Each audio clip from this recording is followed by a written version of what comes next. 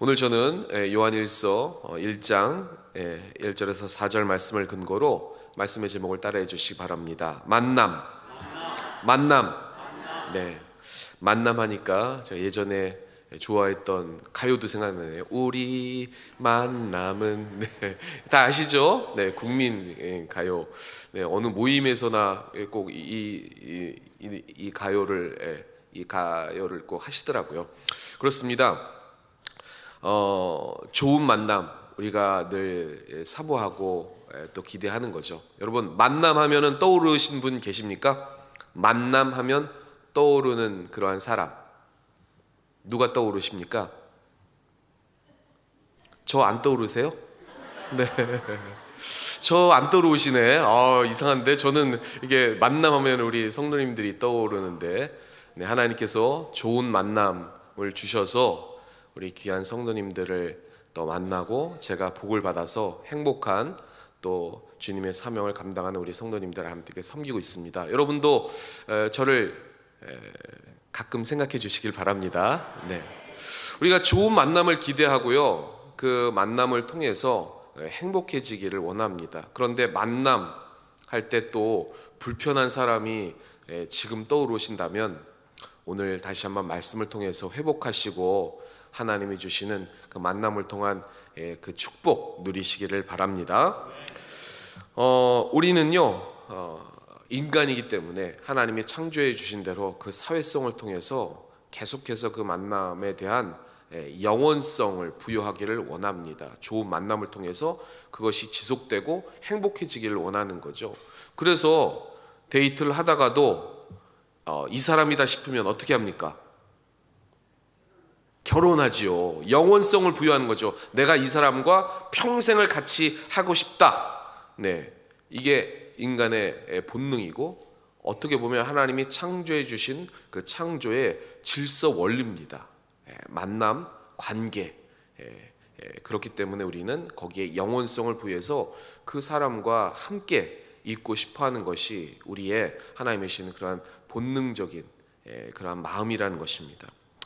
그런데 이 만남 때문에 반대로 어려움을 겪는 경우고 우리의 삶의 다반사라는 것이죠.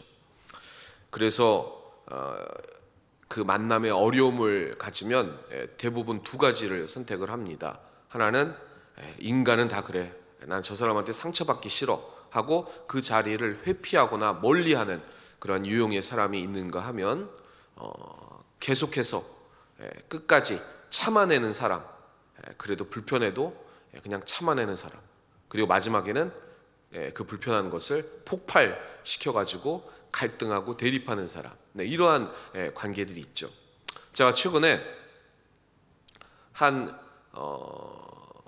그 어느 정도 큰 회사 규모의 해외 지사에 파견을 나가셨다가 다시 이렇게 귀국하신 그 임원분을 제가 그 이야기를 들었습니다. 이분이 되게 힘들었는데요, 그 기독교 신앙을 가지고서 열심히 아주 모범되게 정직하게 살려고 정말 노력하시는 그러한 분이에요. 그런데 어떤 어려움을 겪었냐면 해외에서 그 본사에서 해외로 파견을 보냈어요. 거기에서 그 지점을 운영을 하면서 거기에 있는 직원들과 열심히 일을 했습니다. 그런데 문제는 뭐냐면요, 본사에서 그 회장과 그 회사가 계속 경제적인 어려움을 겪으니까 어떤 방법을 썼냐면 가짜로 이 수출 계약을 맺은 것을 통해 가지고 불법 그 대출을 허위로 그 기재를 해가지고 그 자금을 계속 메꿨던 거예요. 근데 그게 발각이 돼서 해외까지, 그 분이 일하는 그 해외까지 소문이 나고 그 못된 회사에 다니는 그러한 나쁜 사람이라는 그 오명을 쓰게 된 겁니다. 그리고 계속해서 핍박을 당한 거예요. 저 나쁜 회사에 당신도 한통속이지, 이렇게 손가락질을 받은 겁니다. 그리고 점점 더 회사가 어려우니까 그 경영도 안 되고, 그리고 계속해서 불어나는 그러한 그 채무에 대한 그 책임까지도 짊어지게 된 것입니다. 여기서 어떻게 해결을 해야 될까 이분이 고민을 했습니다. 여러 가지 방법이 있겠죠. 그 회사를 그만두는 그러한 경우도 있었고, 그냥 몰래 숨어버리는 그러한 경우도 있었고, 근데 이분이 마음에 걸린 게 뭐냐면 자기하고 열심히 일했던 동료들이 그냥 실직을 하고 그러면 다 어려운 경제 환경 속에서 그렇게 내앉는 것을 너무 마음에 걸려 한 거예요. 그래서 이분이 선택한 게 뭐냐면 그 회사를 그만두되 자기가 가진 것들을 다 털어서 그 사람들과 함께 새로운 그 사업을 시작을 했습니다. 어려움에도 불구하고. 그리고 그것을 하나님의 은혜 안에서 결국 견뎌내고 그 고난의 그 시간을 지낸 다음에 다시 한번 그 오명을 벗고 새롭게 재기해서 어느 정도 성공하고 그 자기를 따르던 그런 직원분들과 함께 그러한 위기를 극복했다 하는 그런 간증을 들었습니다. 저도 그것을 생각해 봤어요. 저라면 어떻게 했을까? 쉽게 그냥 그 자리를 벗어나지는 않았을까?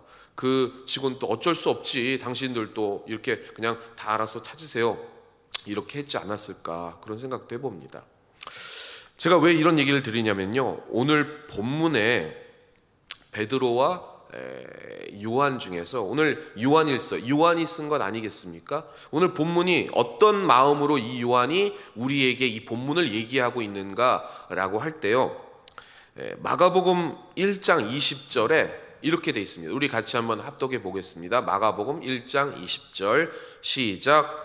곧 부르시니 그 아버지 세베대를 품꾼들과 함께 배 버려두고 예수를 따라가니라. 아멘. 이 요한이라는 사람이 어부였지요. 근데 제가 말씀드린 지금 예와 같이 이 베드로와 요한은요, 공간 복음서에 따르면 단순한 어부가 아닙니다. 어떤 사람이냐면 자기 배에 품꾼들, 그러니까 직원들을 데리고 있던 사람이었어요. 어느 정도 경제적인 여건을 통해서 직원들을 거느리고 있는 책임감 있는 사람이었다는 것입니다. 그래서 품꾼들과 함께 배를 버려두고 누구를 따랐다고요? 예수를 따랐다는 거예요. 물고기를 잡아야 일당도 주고 계속 삶을 꾸려가는 그러한 삶을 살다가 이제 베드로와 동료들, 그 직원들은 서로 의지한 채 밤새 그물을 던지는 그러한 일을 했습니다.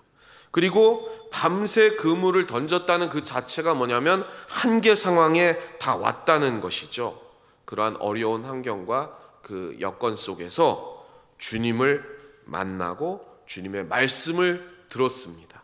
그리고 피곤한 몸을 이끌고 오늘 지금 이 자리에 말씀을 받으려 오신 여러분처럼 그 한계 상황에 하나님 말씀에 귀를 기울였다는 것입니다.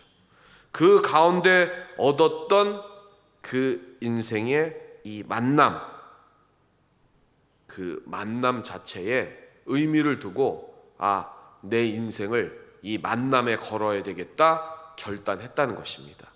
오늘 이 자리에 나온 여러분들도 피곤한 몸을 이끌고 나왔고, 또 이 세상 속에 만남의 불편함, 또 세상적인 관계에 의한 어려움, 그리고 어려운 역경과 그 환란 속에서 우리가 붙잡아야 될 진정한 만남, 우리 바로 그리스도 예수, 우리 주님이심을 알고 그 주님을 따르시는 여러분 되시기를 주님의 이름으로 축원합니다.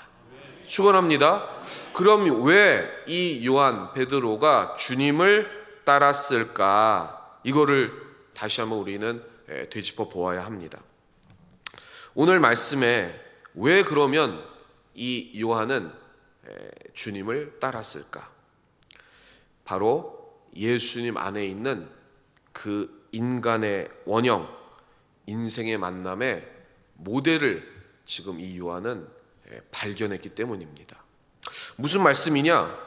우리 가슴 안에는요, 진정한 만남, 그것을 추구하는 그러한 마음을 주셨다라고 제가 말씀드리지 않았습니까? 그런데 그 진정한 만남이 누구와의 만남이냐는 거예요. 누구와의 만남입니까, 여러분? 누구와 만났을 때 진정한 우리의 인간관계에 제대로 된 만남의 그러한 결과를 얻어낼 수 있냐는 겁니다. 그게 오늘 이 요한이 만난 예수 그리스도, 우리 주님이시라는 것입니다. 우리는요, 우리 이 마음 안에 인간의 원형에 대한 것을 회복하고자 하는 그러한 마음을 주님께서 선지식으로 우리에게 주셨습니다.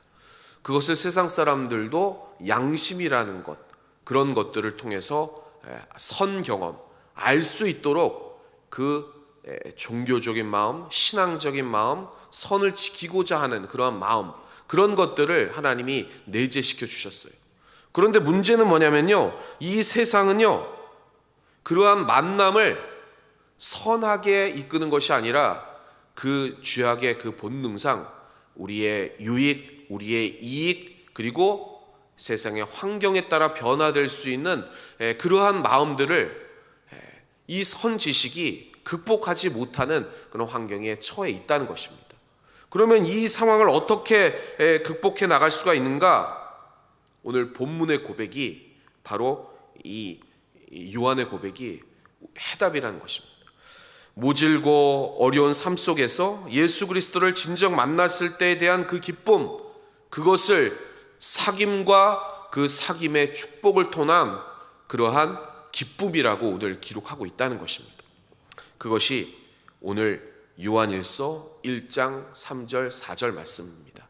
오늘 이 말씀 다시 한 번만 주의 깊게 보시면서 같이 합독해 보겠습니다. 시작. 우리가 보고 들은 바를 너희에게도 전함은 너희로 우리와 사귐이 있게 하려 함이니 우리의 사귐은 아버지와 그의 아들 예수 그리스도와 더불어 누림이라. 우리가 이것을 쓰면 우리의 기쁨이 충만하게 하려 함이라. 아멘. 오늘 이 자리에 여러분, 오늘 두 가지 절차를 진행하기 위해서, 교회적인 절차를 진행하기 위해서 이 자리에 모이셨습니다. 소그룹을 이끄는 구역, 이 소그룹의 장을 세우는 일을 오늘 이 예배 가운데 하고자 합니다. 그리고 하나님께서 명령하신 교회의 사명을 감당할 리더자, 그 리더자 역할을 이끄는 그러한 재직을 세우는 데 우리가 마음을 모으는 일을 오늘 하려고 합니다. 오늘 세워지는 리더자 분들과 이를 축복하고 그리고 성원하고 지지하는 우리 성도 여러분, 우리는 예수 그리스도의 복음을 증언하는 그리스도인입니다. 아멘. 여기 나는 그리스도인이 아직 아니에요 하는 분 한번 손들어 보시기 바랍니다. 나는 아직 그리스도인이 아닙니다 하시는 분 있나요? 없지요. 우리 성령님이 여러분들을 그리스도인으로 불러주셨습니다. 성령님이 불러주시지 않으면 여러분 이 자리에 올 자 아무도 없다, 이렇게 기록되어 있습니다. 그것은 무슨 얘기냐? 성령님께서 여러분을 그리스도인으로 불러주셨다는 겁니다. 그리스도인이라는 뭐냐? 예수님의 사람이라는 거죠. 다시 말하면 예수 그리스도가 진정한 만남의 원형이고 그분을 만나는 게 기쁨이라는 것을 증언하는 자들입니다. 아멘? 아멘이시죠? 그런데 이 그리스도의 복음을 증언하는 것, 우리가 쉽게 뭐라고 말하냐면, 우리가 그리스도를 전하는 목적을 얘기할 때 너희가 구원을 받게 하려 합니다, 이렇게 전합니다. 여러분, 복음을 받아들이십시오. 이 복음이 구원입니다 라고 우리가 이야기하는 것이 우리의 사명이라는 거예요. 아멘? 그걸 하고 계시죠? 복음을 받아들여야 여러분은 구원받습니다. 아멘? 이렇게 얘기를 합니다. 그런데 오늘요, 오늘 방금 전에 요한일서 1장 3절 4절 말씀에 요한이 뭐라고 얘기했냐면요, 이 구원이라는 것에다가 이 단어를 빼고 거기에 무슨 단어를 넣었을까요? 네? 아멘, 할렐루야. 우리 이교구 김기순 총무권사님, 네, 맞으셨습니다. 우리 박수 한번 드릴까요? 열심히 늘 말씀을 연구하시고 고민하셔서 우리 총무 권사님답습니다. 이 구원이라는 단어에다가 대체어로 사귐이라는 단어를 넣었어요. 예수 그리스도를 여러분 믿으면 구원받습니다 라는 단어에 예수 그리스도를 여러분 믿으면 사귀는 겁니다 라고 얘기를 하는 거예요. 근데 이 말이요, 틀린 말이 아니라는 것입니다. 정확한 말이라는 것입니다. 아멘? 사귐이라는 게 뭐냐? 하나님과 원수된 우리예요. 우리가 주님이 불러주지 않았을 때 이 세상 안에 살았던 원수된 우리가, 하나님과 원수된 우리가 주님이 불러주심으로 말미암아 회복되고 하나님과 교제하고 사귈 수 있는 존재가 되는 것, 그게 구원이라는 것입니다. 그게 복음이라는 것입니다. 그게 오늘 세워지는 구역의 장님, 그 리더자 분들과 2024년도 새롭게 우리의 교회의 사명을 짊어질 재직들이 하셔야 될 일이라는 거예요. 하나님과 사귈 수 있도록 중보해주고 그것을 전하는 것, 그게 오늘 세워지는 구역의 장 소그룹 리더자 분들과 2024년도 세워질 재직분들이 하셔야 될 일이라는 것입니다. 오늘 요한이 얘기했습니다. 제가 다시 한 번만 오늘 집중해서 우리 대상자분들, 그리고 이분들을 축하해주고 중보해주고 기도해주는 여러분들이 하셔야 되는 것, 우리가 고백해야 되는 것, 오늘 요한이 자신의 직업을 내려놓고 예수를 따른 목적, 그리고 그가 느끼는 마음, 그게 뭐냐? 우리가 보고 들은 바를 너희에게도 전함은 너희와 우리와 사귐이 있게 하림이, 우리의 사귐은 아버지와 그의 아들 예수 그리스도와 더불어 누림이다. 사귐을 통해 누리는 것입니다, 여러분. 그 누림의 축복, 만남의 축복 제대로 느끼시는 여러분 되시기를 바랍니다. 그래서 뭐라고 얘기했습니까? 우리가 이렇게 쓰는 것은, 이렇게 너에게 전하는 것은 우리의 기쁨이 충만하게 하려 함이라. 여러분, 예수 그리스도를 진정으로 만나시고 그 만남의 축복을 통해서 진정으로 기뻐하시기 바랍니다. 그것을 누리시기 바랍니다. 진짜 기뻐요. 이거를 전하시는 역할이, 나누는 역할이, 그것을 같이 공유하는 역할이 여러분의 사명이라는 것이고, 그것을 조금 더 한 발 앞에서 전하고 그리고 이야기해주고 이끌어 가 주시는 분이 오늘 세움받은 우리 장님들, 또 우리 리더자들 되실 줄 믿습니다. 말씀을 정리하겠습니다. 사랑하는 우리 성도 여러분, 우리에게는요 인생의 만남의 모델이 필요합니다. 누구를 만나야 진짜 기뻐할까? 우리 인생은요 사회적인 동물이라고도 우리가 어렸을 때부터 배우지 않았습니까? 혼자서는 도저히 살 수 없는 인생입니다. 그리고 하나님께서 우리를 사귐의 존재로 불러주셨어요. 그럼 제대로 된 만남을 가져야 될 것 아니겠습니까? 누구를 만나야 기쁘십니까, 여러분? 예전에는 정말 눈에 콩깍지가 씌어가지고 저 사람만이면 진짜 난 행복하겠다 하고 결혼했지만 그것도 한계가 있는 걸 여러분 아시지 않습니까? 때로는 아유 저 왼수 이렇게 얘기도 하고 가까이 있는 분한테도. 그러나 여러분, 우리 주님은 우리를 실망시킨 적 한 번도 없으신 진짜 우리의 주님이십니다.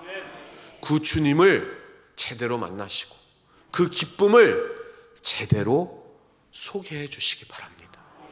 근데 이 소개는 단순한 사귐이 아니라 생명이 걸려있는 사귐입니다. 그러하기에 그 귀한 사명을 제대로 전하시는 여러분 되시기를 주님의 이름으로 축원합니다.